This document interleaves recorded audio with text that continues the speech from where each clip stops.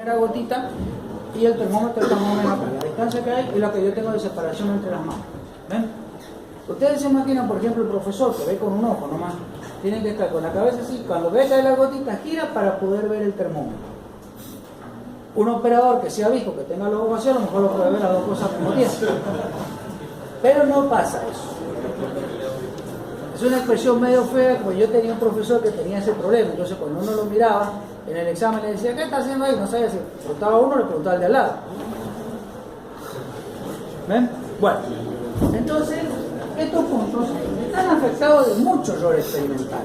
Esto ya más que claro. Entonces, ¿qué puntos voy a considerar? ¿Voy a considerar los extremos? No. Entonces, por eso también no tiene sentido extrapolar esto. Porque los extremos nunca se ocupan porque están llenos de error experimental. Acuérdense, esto lo vieron en Física 1. Tratemos de mantenerlo lejos de los extremos de las escalas, decía el profesor, porque están en mucho error experimental. Esto no escapa de la regla.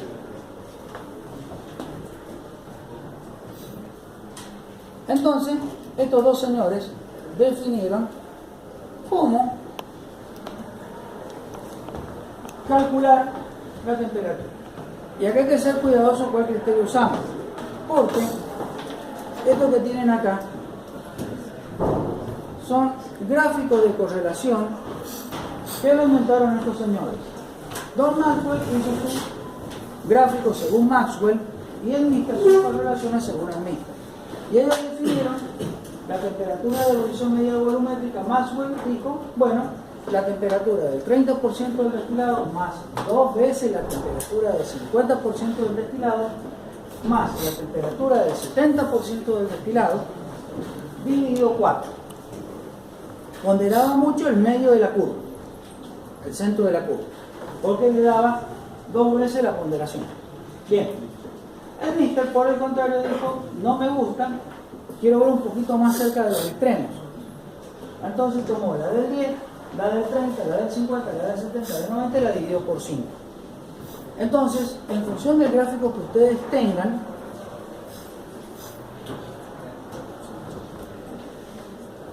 por ejemplo, acá la define temperatura de evolución media volumétrica como T10 más T30 más T50 más T70 más T90, estamos con el criterio del Mister. Y este es el gráfico del Mister.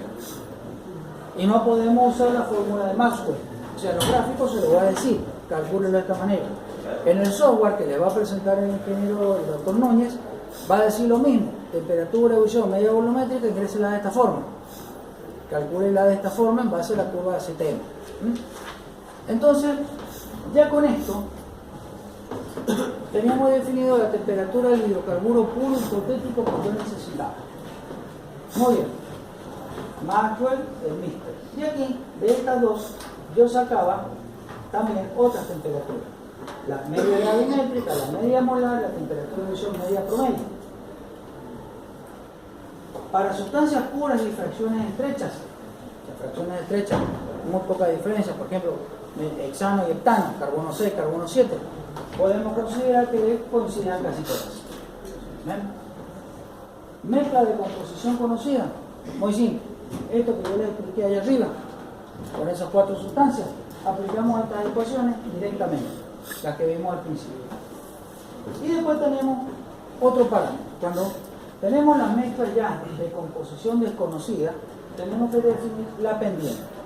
La pendiente nosotros la calculamos como un delta T considerado dividido el delta porcentaje destilado, que también se los va a decir en algunas curvas acá. Donde tengo un ejemplo: peso específico, peso molecular, peso específico, eso está por acá. Bueno, punto de evolución media, temperatura crítica, peso molecular, presión crítica.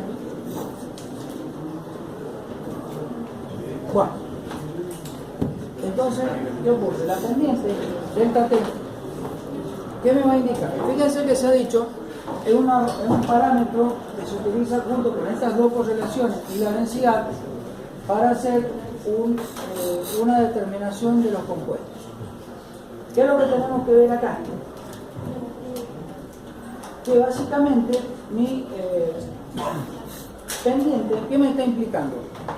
No, a mayor pendiente, hay una regla que dice que a mayor pendiente mayor complejidad de la muestra. No es cierto, no es regla eso, es un error de interpretación.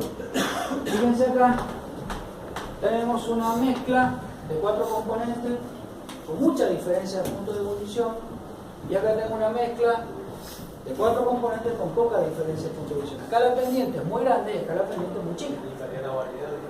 Lo que nos está indicando es simplemente la pendiente de la diferencia de puntos de ebullición, no que la mezcla sea más compleja o menos compleja, entendiéndose por complejidad al número de componentes que tenemos aquí.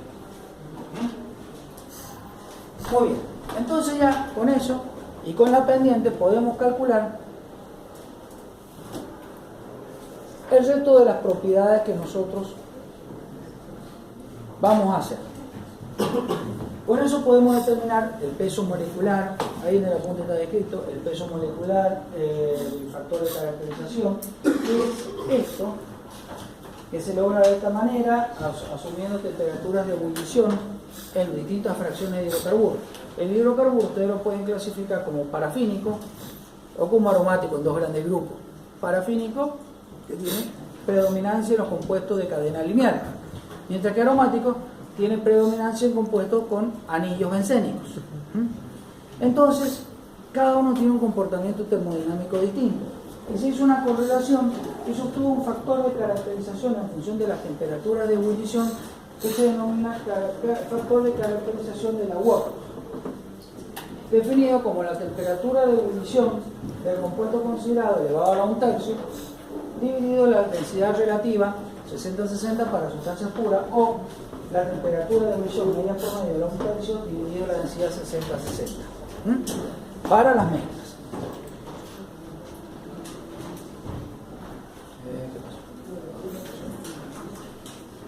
Muy bien. Abajo viene una ecuación. Sí, no se alcanza a ver bien, ahora se la voy a corregir. Vamos a hacer esto. K, esto, esperen un poquito.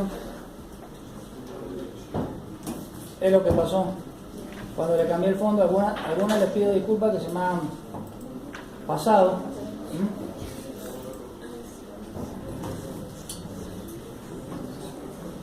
A ver, esperen.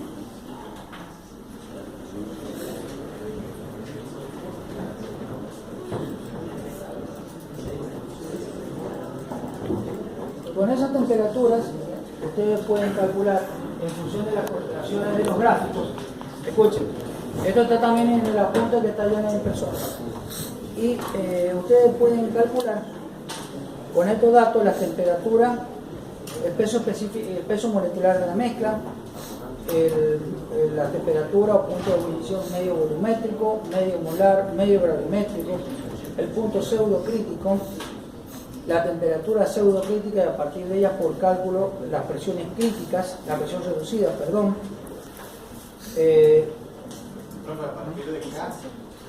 No, a partir de acá no. Se empieza a partir de la temperatura de ebullición media volumétrica y de la pendiente de la curva. Empieza a interrelacionar uno con otro. Ahí lo vamos a ver en el práctico, que está desarrollado. Bien, ¿qué otro ensayo podemos hacer? Vieron que la curva de destilación STM es una destilación sencilla, muy fácil de realizar, que es una destilación en una etapa.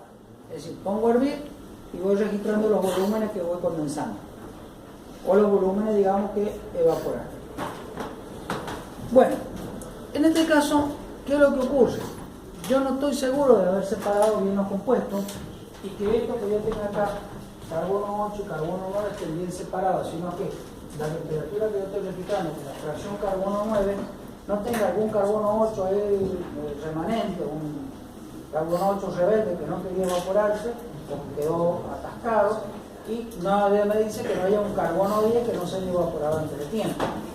No lo puedo controlar.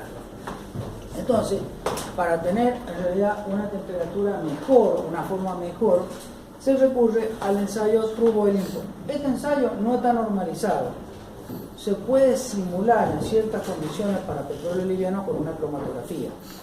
Pero básicamente, primero, me da mayor grado de separación y mínimo arrastre. Y el equipo una columna de destilación de 15 a 100 etapas teóricas y una relación de reflujo que ya les explico que es de 5 más. Una torre de destilación, esto lo vamos a volver a repasar en destilación, pero por fraccionamiento, para que entiendan lo que es el ensayo TBT. Es una serie de una columna donde hay platos o elementos de contacto, donde se pone en contacto, se hace burbujear en cada unidad de transferencia o plato, voy a repetir plato varias veces, se hace burbujear un vapor que sube en un líquido que cae. El plato actúa como un colector que poroso va perforado abajo por donde pasa el gas y burbujea. Entonces, ¿qué es lo que ocurre en una de estas etapas teóricas o reales?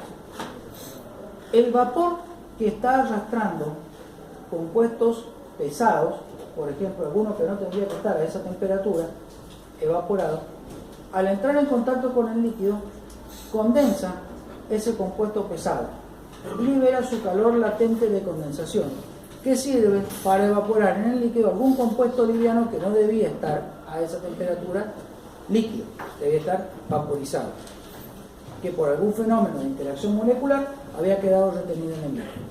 Entonces, mi corriente de vapor se me enriquece en compuestos volátiles y mi corriente de líquido se me enriquece en compuestos pesados a medida que va bajando.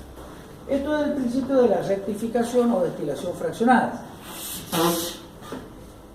En cada uno de estos elementos, entonces, la cabeza de la torre, yo condenso mis vapores y una vez que los condenso, parte de esos vapores los devuelvo como líquidos a la torre, que es lo que se denomina relación de reflujo, es decir, caudal de líquido sobre destilado o vapor producido. En este caso está en un sistema de condensador parcial, podemos tener la salida por acá y ya le llamamos D. Entonces, ¿qué quiere decir? La relación L sobre D es que de cada L sobre D 5, que quiere decir que son 5 partes de líquido que yo devuelvo a la torre y recupero una parte de producto destilado, que es lo que voy midiendo a mi volumen. De esa manera, yo voy obteniendo la fracción en volumen en función de una temperatura de los gases que van saliendo acá antes de condensar, que me permite establecer, es más cercana a la temperatura de ebullición de esa fracción que la que habíamos logrado con una destilación ACT. Si yo tuviera una curva, tuvo el endpoint,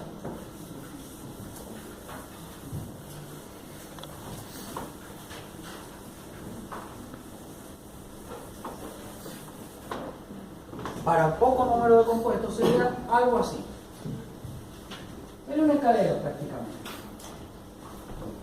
Cada uno de esos fracciones, supongamos que esto fuera una mezcla de un pequeño número de compuestos, 1, 2, 3, 4, 5, 6 compuestos, cada uno de estos compuestos se iría a una determinada temperatura y por ese proceso que hacemos acá de mezclar la corriente de vapor con la corriente de líquido para que los compuestos que a una determinada temperatura están vaporizados condensen y viceversa, entonces lo que va saliendo acá tiene más o menos, es muy cercano a tener una temperatura de ebullición sin el problema del arrastre. Entonces tendríamos esta curva es interesante, pero tiene un problema. Tenemos presión de operación, una atmósfera o con un vacío, y el análisis, ¿qué ocurre? No está normalizada. Si bien se aproxima más a la temperatura al conjunto de temperaturas de ebullición de mi muestra, no está normalizada y requiere un equipo más costoso. Una torre de fraccionamiento de 15 a 100 etapas es costosa comparado con un balón con un refrigerante. Es más difícil de mantener y más difícil de operar. Entonces se sigue usando la temperatura, la destilación ASTM, y se han establecido correlaciones para lograr temperaturas ASTM. A partir de ASTM obtener la True Boiling Point. ¿Por qué es importante la True Boiling Point? Dice, pero si no la podemos medir. porque es la que yo uso para calcular una torre de fraccionamiento, que me dice las temperaturas de ebullición de estas son aproximadamente estas. Entonces yo más o menos voy a saber a qué temperatura, supongamos que esto fuera fracción de hidrocarburos para que entendamos fácil, a qué temperatura yo puedo obtener la aeronafta, a qué temperatura la nafta, a qué temperatura el gasoil, a cuál el queroseno y así sucesivamente. En estas torres, acuérdense que la temperatura más alta está acá abajo y la temperatura más baja está acá arriba. Algo que me olvidé decirle, que en la torre, el líquido que llega abajo vuelve a calentarse y se reinyecta como vapor en la torre. Sí. No sé si explicó por qué eran horizontales supuestamente ahí la... Porque teníamos 6 compuestos. 6 compuestos. Claro, entonces ¿qué pasa? El volumen del compuesto 1 era este, el volumen del compuesto 2 es este, el volumen del compuesto 3 es este. En rigor, la curva nunca es así, es más o menos así. ¿Ven? Acá yo lo puse para que ustedes entendieran bien el concepto de lo que era. Para un número pequeño de compuestos, obtenemos el volumen por una temperatura de ebullición casi correspondiente a esa fracción o a ese compuesto.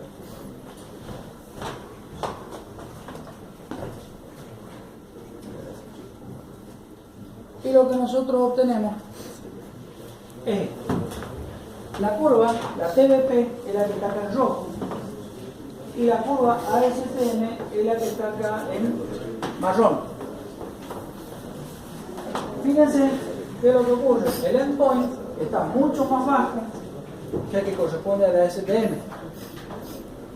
Y el initial boiling point y el endpoint está mucho más arriba de lo que corresponde a la ASTM.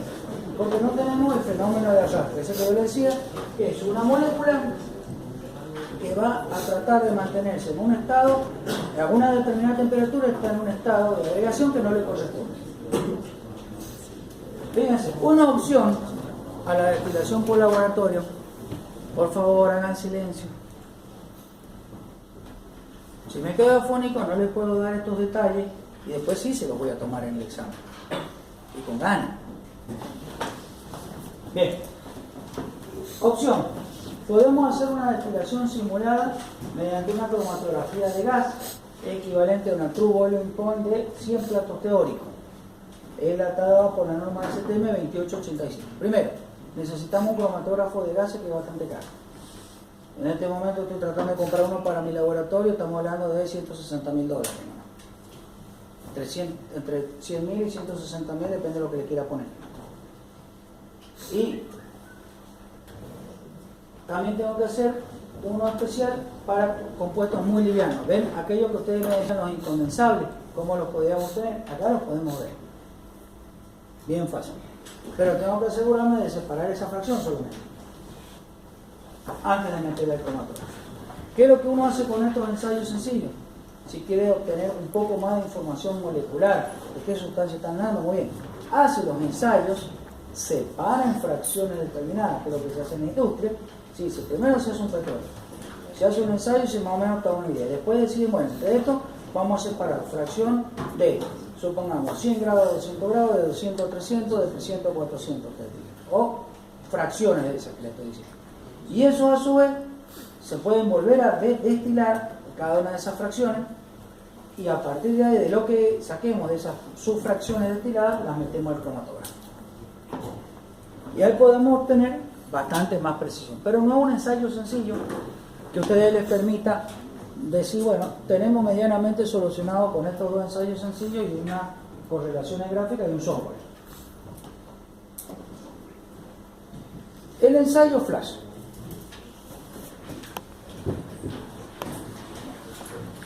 El ensayo flash es una curva de puntos de vaporización en equilibrio. Y esta no está normal, no está estandarizada. Una curva de vaporización en equilibrio, ¿cómo se logra? Yo tengo un recipiente con por ejemplo, un cilindro con un pistón. Yo tengo líquido adentro y mantengo ese pistón para mantener constante la presión, una atmósfera. Entonces le doy calor, lo caliento. Puede ser calentado con una camisa de intercambio, que es lo que comúnmente se llama baño María, o baño, ya metido en un recipiente. Puede ser una camisa de intercambio, que es mucho más eficiente. Y parte del líquido me va a pasar a vapor. ¿Qué es lo que pasa? Yo me voy a asegurar de que este volumen lo puedo medir acá por el desplazamiento del pistón. Esto tiene que ser transparente, tener una ventana que permita visualizar la fase líquida y la fase gaseosa. Entonces yo voy a darle calor, supongamos lo calentamos 20 grados. Nos sentamos, nos tomamos 2 o 3 pavas de mate, que esto se estabiliza, es un ensayo muy largo. Y acá vemos que ya no nos varía más el volumen en el tiempo, y entonces medimos cuánto vapor y cuánto líquido queda. Vuelvo a calentarlo y repito la operación. Eso es lo que se llama evaporación en equilibrio, que es un equilibrio dinámico. Porque yo acá voy a tener moléculas de líquido que pasan al estado de vapor y moléculas de vapor que pasan al estado líquido. Cuando ese equilibrio, cuando esas velocidades de pasaje de líquido a vapor se equilibra con la de vapor a líquido, estamos en la condición que se denomina equilibrio dinámico. Y ahí se me estabilizan macroscópicamente todos los volúmenes, sin contar las corrientes que van y que vienen entre una y otra fase. Entonces, este ensayo no existe ninguna prueba estándar, y son los puntos de extremos son el punto de ebullición y el punto de rocío. Y este es lo que tiene un arrastre máximo.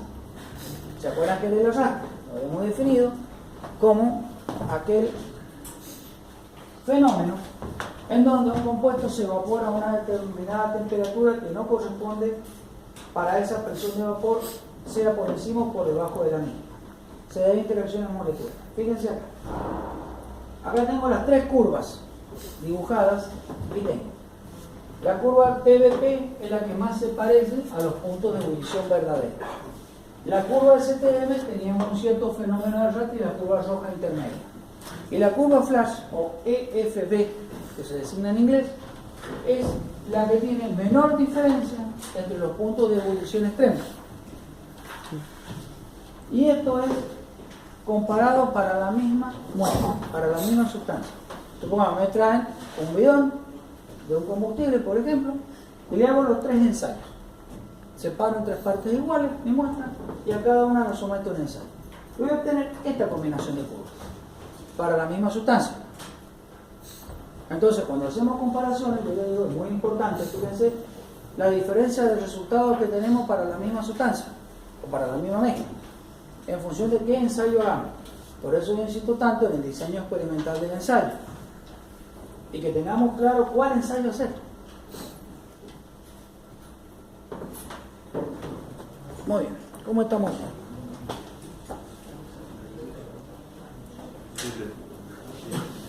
¿Tiene alguna relevancia donde intersectan las 3 curvas?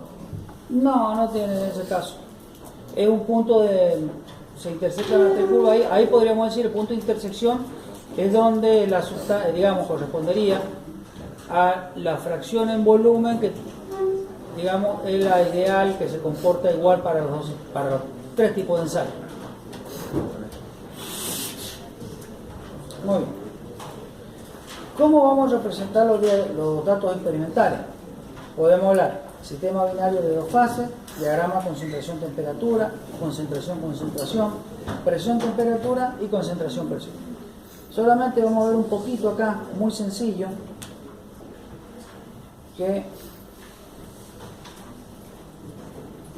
vamos para atrás, porque en realidad lo vamos a repetir cuando veamos propiedades, cuando veamos destilación, fraccionamiento, en la bolilla 4. Entonces ahí vamos a ir un poquito rápido acá a los efectos que podamos hacer. ¿Están muy cansados? No, veo varios que están cabeceando, por eso. 5 minutos y empezamos la parte práctica, porque quiero terminar con la teoría para que